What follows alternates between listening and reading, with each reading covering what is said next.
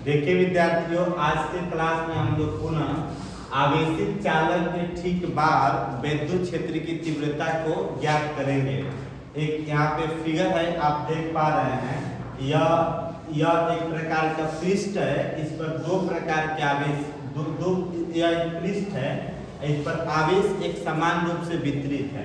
पहले पृष्ठ पर भी प्लस क्यू आवेश है और दूसरे पृष्ठ पर भी आपका प्लस क्यू आवेश है।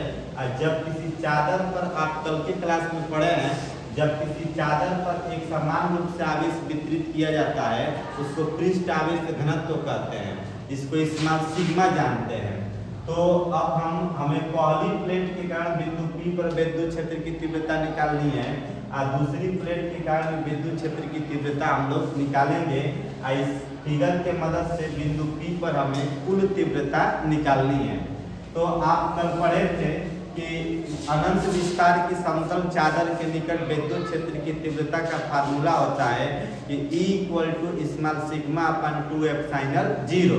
उसी के मदद से आज हम लोग इसे प्रूव करेंगे कि आवेशित चालक के ठीक बाद विद्युत क्षेत्र की तीव्रता क्या होती है। तो देखिए, पहली प्लेट के कारण, जो पहली प्लेट है इसके कारण विद्युत क्षेत्र की तीव्रता निकालेंगे तो E1 = स्मॉल सिग्मा अपन 2ε0 हो जाएगा।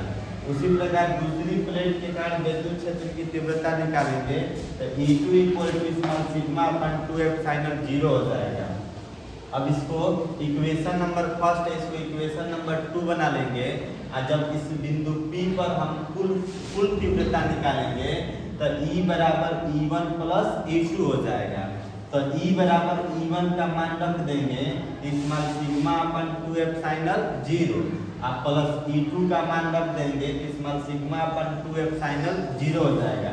दोनों के हर समान है तो 2ε0 हो जाएगा और ऊपर वाले अंश को जोड़ देंगे तो स्मॉल सिग्मा 2 स्मॉल सिग्मा हो जाएगा।